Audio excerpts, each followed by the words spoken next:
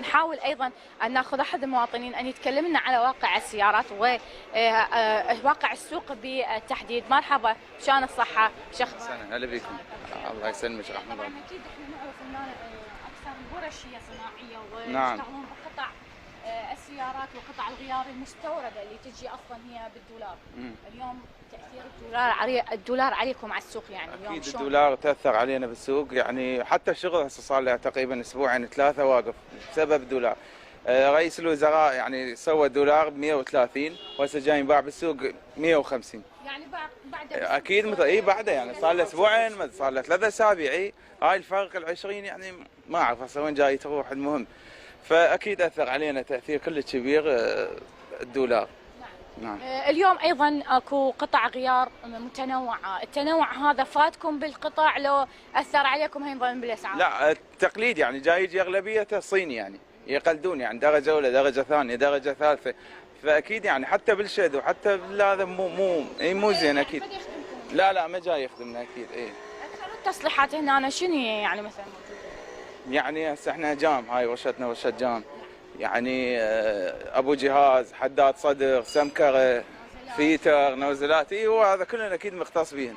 هاي الاكثر. السيارات اللي تتصلح هنا اكثر شيء شنو صناعه؟ يعني اغلبيه الكوري، يعني الكوري بالسوق هسه كله كوري. حتى قطع غياره شويه رخيصه يعني مقارنه بالامريكي الكوري، وايضا الصيني يعني. بس الكوره هسه سوق السيارات صاعد اكيد، يعني هسه بالمعارض هاي هسه عندكم هاي المعارض قريبه مال البياعين، يعني السوق صاعد هسه مو مثل قبل. بسبب هذا كله تاثير الدولار. ما لان الدولار بعد ما مستقر. البيع والشراء بالسيارات قل مو مثل قبل يعني. مو مثل قبل، والسيارات صاعده يعني السيارات كبيره بالبيع والشراء. اكيد، والسيارات صاعده يعني اقل شيء بعد 5 واق 10 واق صعدت السياره، يعني مو فرق كلش كبير. لا اكيد طبعا. طبعا بيها هواي خسارات. اليوم انتم كتصليح مثلا اكو غير القطع مال الغيار مثلا اللي حتى اكسجين وغيرها مواد تحتاجوها بالتصليحات مثلا او بالحداده او غير شيء، هذه امور هم يعني تكلفكم، هم تكلفكم نقل عمال. هذا الاكسجين هذا اللي قدامكم اذا تشوفوا بالكاميرا هذا هم يعني من التصليح يبدلوا. اكو هناك ورشه كامله تبدل الاكسجين، يخلوا له اكسجين يعني تقريبا 40,000 الى 50,000، ويا الدولار هم صعد ل 12,000 صار ب 42. فرق كلش كبير اكيد يعني. كارثه عليكم انتم يعني اليوم حتى بالتصليح مالتكم تاخذون عموله اكثر لانه انتم صار عليكم. لا ناخذ عموله مثلا اذا نبدل له جامه، يعني لان الجام هو صاعد. مثلا الجامه كانت ب 50 هسه جاي نجيبها ب 60. يراد لها سيليكون، يراد لها تيب، بس كشغل ايدي انا كماكينه لا. هذا يعني ما اقدر اقول له صاعد الدولار انا اصلح لك الماكينه. فهذا شغل ايدي. يبقى مثل ما هو. متعود عليه، بس هسه يعني فارغ اغلبيته حتى ما جاي يصلحون يعني. بس انتم شويه نقدر نقول وضعكم اهون من الشيخ عمر.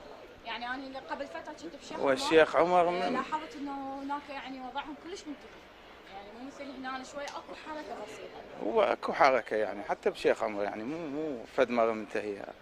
بس يعني شوف السوق دا يوقع شويه. مو جاي يقول لي صار له شهر. مو صار له حجي قاموا يتحملون عطلات السياره. الدولار اذان، الدولار كلش اذانه فهمتني؟ يعني بس لا ينزل يصير شغل، اذا يصعد ماكو شغل. يعني مو بس الحي الصناعي، كل الاسواق. يعني على شغله اليومي، يعني سوى بتاكسي مثلا نقول يعني قوته يومي، يعني هسه اذا تعطل عده السياره امشي اذا تتحرك يقول لك انا ليش اصلحها والدولار. اكو عالم تدرين هسه اكو عالم يصلح بس الضروري فهمتيني؟ يعني اكو امور ما يصلح. ليش؟ بس على مود تمشي تطلع لك اطفاله. مو زين هسه يقولون 130 الحين على السوق 100 155. يعني شنو سوينا؟ بس اعلام ترى ماكو شيء.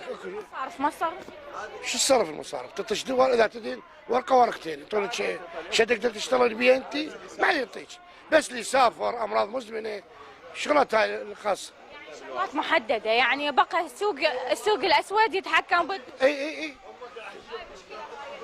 بالتالي انتم هنا تدفعون ثمن، يعني انتم كل شيء كل زياده تصير عليكم. هسه احنا شنو بدنا نبني؟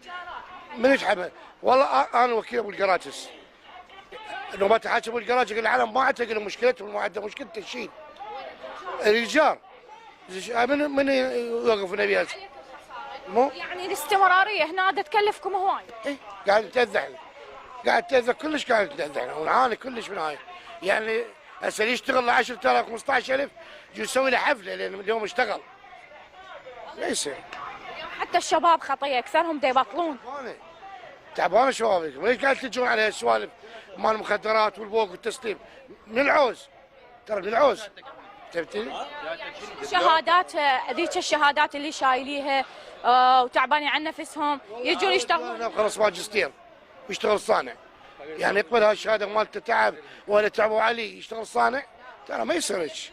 بعد الدراسه تالي بالاخير يشتغل. التعيين حصرا بس لفلان وفلان، ما يصير ما يصير.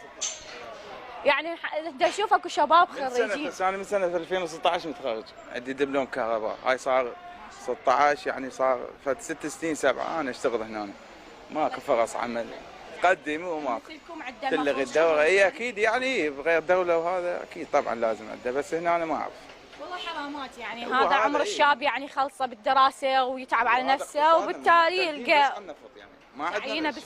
هسه اذا النفط بيشع تقريبا ب $60، اذا نزل نفط ب 30 حتى الموظفين ما ياخذوا راتب. اي شلون انت غير تسوي فد خطه بديله يعني غير النفط؟ قطاع خاص هذا موجود، القطاع خاص هاي المصانع موجوده شغلها، اي شغلها هاي كلها تشتغل. حتى احنا نشتغل، اي تصير حركه بالشارع هاي كلها راح تشتغل. هاي المعامل المتروكه المصانع اشغلها خلي الشباب تستفاد يعني. جلود ذني غيرهم كلنا نفتح نشغلها، هاي الشباب كلها تشتغل، حتى احنا نشتغل تصير حركه. يعني يتحملون الامور ودا يجون من مناطق بعيده دا يشتغلون محافظات. اي اقول لك هذول المحافظات كلهم قاعد